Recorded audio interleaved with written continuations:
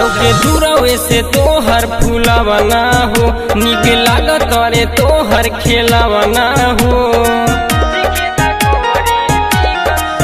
लौके दूरवे से तोहर फूलवना हो, निक लागत रे तोहर खेलवना हो। तनी हमसे कराल गोरी नेवान, लड़कइये में भैलू जवान। चिखे द गोरी चिकन समान, लड़कइये में भैलू जवान। चिखे द गोरी चिकन समान।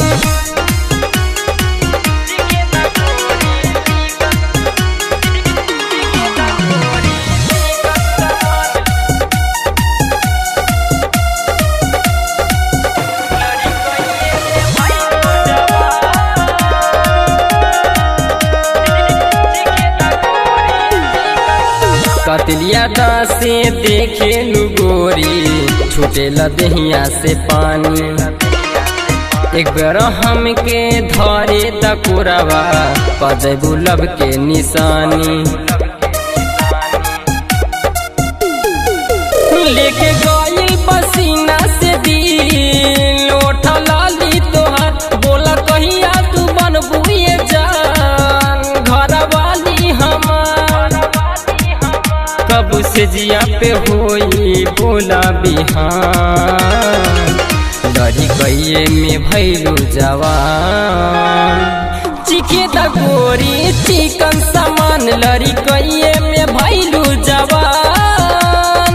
चिखे द गोरी चिकन समान।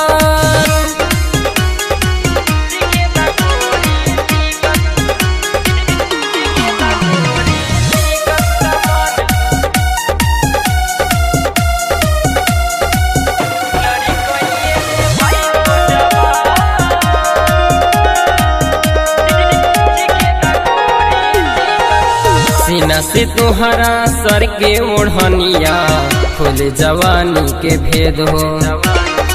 कैसन ड्रेस तू पेन्हेलू गोरिया, लौकेला ढोढ़ी के छेद हो।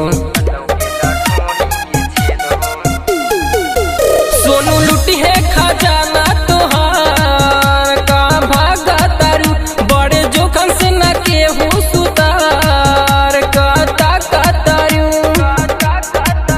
अपना लाभर पे तनिका दिहा ध्यान, लड़कइये में भैलू जवान।